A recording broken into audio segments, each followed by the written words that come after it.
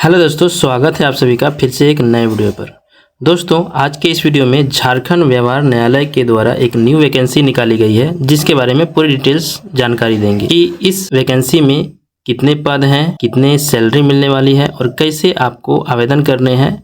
सभी डिटेल्स के बारे में जानेंगे। किस किस कैटेगरी में कितने कितने पद हैं और कब तक आप आवेदन कर सकते हैं, इन सभी चीज के बारे में जानेंगे। इसका नोटिफिकेशन भी मेरे पास है दोस्तों, तो नोटिफिकेशन का ही मैं एक प्रेजेंटेशन तैयार किया हूं। ये देख सकते हैं आप, ये नोटिफिकेशन है, ऑफिशियल नोटिफिकेशन, और इसी का एक प्रेजेंटेशन तैयार किया हूँ जिसमें हम मेन पॉइंट्स को वहाँ पर प्रेजेंट किया हूँ, जिसके जरिए हम इस नोटिफिकेशन को अच्छे से जान पाएंगे। तो चलिए यहाँ से देखते हैं। दोस्तों, अगर वीडियो इन्फॉर्मेटिव लगे तो वीडियो को लाइक और चैनल को सब्सक्राइब करना ना भूलें। ठीक है दोस्तों, आपसे निवेदन है कि जरूर लाइक करें और चैनल को सब्सक्राइब करें। चलिए दोस्तों, देखते हैं नोटिफिकेशन को। तो यहाँ पर देखिए, झारखंड व्यवहार न्यायालय के द्वारा ये वैकेंसी है और चपरासी आदेशपाल भर्ती 2026 पहला वैकेंसी है दोस्तों। यहाँ पर झारखंड व्यवहार न्यायालय रांची द्वारा ये रिक्त पद पर सीधी नियुक्ति हेतु योग्य उम्मीदवार से यहाँ पर आवेदन आमंत्रित किए जाते हैं। यहाँ पर पद की बात करें तो यहाँ पर पद एवं रिक्ति का विवरण यहाँ पर दिया हुआ है। पद जो है चपरासी आदेशपाल का है। कुल रिक्ति यहाँ पर आपको 22 रिक्ति आपको यहाँ पर देखने को मिलेगी कैटेगरी वाइज। जी हाँ दोस्तों, यहाँ पर देखिए, सामान्य वर्ग के लिए यहाँ पर 9 पद यहाँ पर निकाला गया है। जनरल के लिए यहाँ पर 9 पद है और यहाँ पर अनुसूचित जाति SC के लिए यहाँ पर जो है 1 पद है और अनुसूचित जनजाति मतलब कि ST के लिए यहाँ पर 8 पद है और आपका पिछड़ा वर्ग जो है इसके लिए 0 पद है दोस्तों। यहाँ पर जो है पिछड़ा वर्ग नहीं भर पाएंगे। जो भी BC2 में आते हैं वो उसके लिए यहाँ पर पद जो है ही नहीं, तो ये नहीं भर पाएंगे। और इसके बाद है अत्यंत पिछड़ा EBC1 है, जो BC1 है, इसके लिए 2 पद है। इसके बाद आर्थिक रूप से कमज़ोर EWS के लिए 2 पद है। कुल मिलाकर दोस्तों यहाँ पर 22 पद आपका यहाँ पर निकल करके आ रहा है। इसके लिए दोस्तों शैक्षणिक योग्यता क्या होना चाहिए, तो यहाँ शैक्षणिक योग्यता दिया हुआ है 10वीं पास होना चाहिए। आपका अंतिम आवेदन तक 10वीं पास का रिजल्ट हो जाना चाहिए, तभी आप यहाँ पर इस आवेदन को भर पाएंगे, नहीं तो आप नहीं भर पाएंगे। इसका दोस्तों यहाँ पर सैलरी की बात करें तो यहाँ पर वेतनमान जो है 18,000 से 56,900 तक यहाँ पर लेवल 1 का यहाँ पर आपका सैलरी होने वाला है।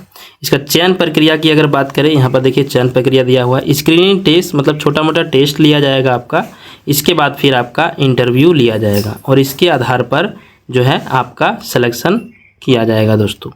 इसके बाद यहाँ पर आवेदन की तिथि की बात करें तो यहाँ पर 20 जुलाई तक ये आवेदन होने वाला है। तो आपको जो है ये आवेदन स्पीड पोस्ट के जरिए आपको करना है। तो स्पीड पोस्ट के जरिए करना है तो कब करना है, तो ऐसे टाइम पर करना है जैसे कि 20 जुलाई तक आपका आवेदन वो कार्यालय में पहुंच जाए। मतलब कि आप कम से कम 2 दिन पहले तक आपको आवेदन करना पड़ेगा। अगर आप 20 तारीख को ही अगर आवेदन करते हैं तो आपका आवेदन वहाँ कार्यालय तक, ऑफिस तक नहीं पहुँच पाएगा और आपका आवेदन रद्द कर दिया जाएगा, एक्सेप्ट नहीं किया जाएगा। तो इस बात का जरूर ध्यान रखें।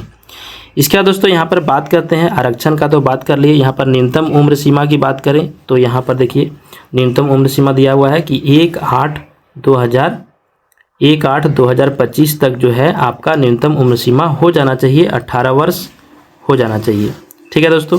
इसके बाद सामान्य वर्ग के लिए अधिकतम उम्र सीमा जो है वो 35 वर्ष है जनरल के लिए, और पिछड़ा वर्ग के लिए यहाँ पर 37 वर्ष है, और सभी कैटेगरी के लिए, महिला के सभी कैटेगरी के लिए 38 वर्ष है, और SC ST के लिए यहाँ पर 40 वर्ष है दोस्तों। तो इस बात का ध्यान रखेंगे। इसके बाद यहाँ पर देखते हैं आगे के कुछ पॉइंट को, जिसके आवेदन के साथ आपको क्या क्या उसमें संलग्न करना है, क्या क्या उसमें लगाना है। तो यहाँ पर देखिए आवेदन के साथ संलग्न करने क्या क्या करें, तो 100 लिखित आवेदन प्रमाण पत्र, जो भी आवेदन प्रमाण पत्र है, और उसके साथ ही एडमिट कार्ड का भी आवेदन पत्र है, तो वो दोनों चीज़ को भर करके भरना है आपको। इसके बाद शैक्षणिक योग्यता का 100 भी प्रमाणित प्रमाण पत्र, जैसे कि मैट्रिक आप पास हैं तो उसका अगर मार्कशीट है आपके पास तो मार्कशीट आप दे सकते हैं, या नहीं तो आपके पास अगर रिजल्ट है, मूल प्रमाण पत्र है, तो आप वो भी दे सकते हैं। लेकिन आपको मार्कशीट देना अनिवार्य है, मार्कशीट देना पड़ेगा, आपको मार्कशीट देना ही देना है। ठीक है, तो मार्कशीट और मूल दोनों आप दे सकते हैं। जिसके पास मूल नहीं है वो हाल में ही अभी पास किए हैं, मूल नहीं आया है, तो वो सिर्फ मार्कशीट दे करके काम चलाएंगे। इसके बाद दोस्तों यहाँ पर आपको जाति प्रमाण पत्र देना है। अगर आप जनरल कैटेगरी से नहीं आते हैं तो आपको जाति प्रमाण पत्र देना है। अगर आप पर्सन विथ बेंच डिसेबिलिटी है, अगर आप दिव्यांग हैं तो उसका सर्टिफिकेट आपको देना है। ठीक है दोस्तों, इसके बाद यहाँ पर फोटो की बात करें तो यहाँ पर तीन पासपोर्ट साइज फोटो आपको देना है। 3 पासपोर्ट साइज फोटो आपको देना है। इसके बाद एक आवेदन पर, दूसरा प्रवेश पत्र पर और तीसरा अतिरिक्त के लिए।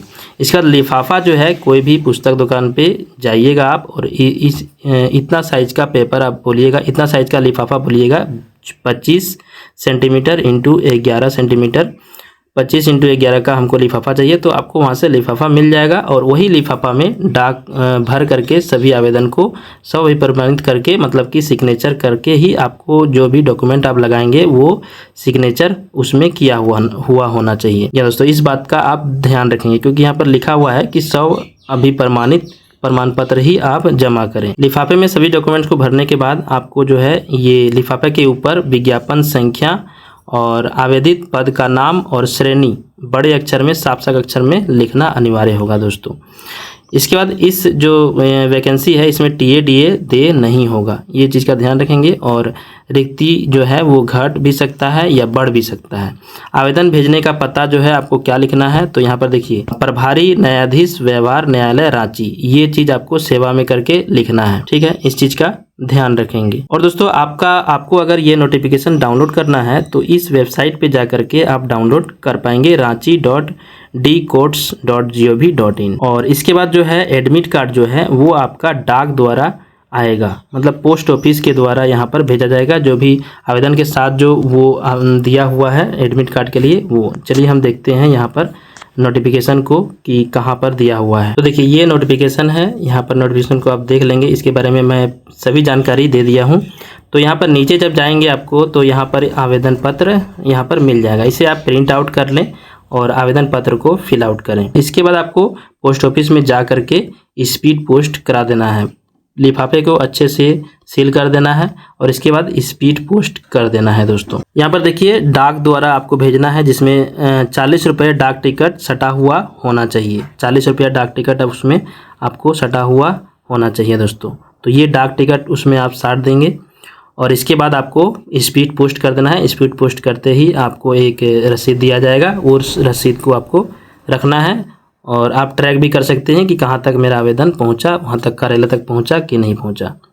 तो इस प्रकार से अपना पूरा आवेदन आप फिल आउट कर सकते हैं। अगर आपको इसमें कोई भी प्रकार का परेशानी हो रही है तो हमें कमेंट करके पूछें, हम आपका कमेंट का रिप्लाई जरूर करेंगे। दोस्तों इस तरह के वीडियोस मैं लाता रहता हूं। इस तरह के वीडियोस का नोटिफिकेशन पाने के लिए, जानकारी लेने के लिए आप हमारे चैनल को सब्सक्राइब जरूर करें। तो वैकेंसी से रिलेटेड, सभी प्रकार की वैकेंसी से रिलेटेड मैं वीडियो लेकर के आता हूं और जो भी समस्या होती है उस समस्या का भी निवारण करके हम वीडियो लेकर के आते हैं। तो इसलिए आप हमारे चैनल को सब्सक्राइब जरूर करें। चलिए दोस्तों मिलते हैं नेक्स्ट वीडियो में, तब तक के लिए जय हिंद, वंदे मातरम।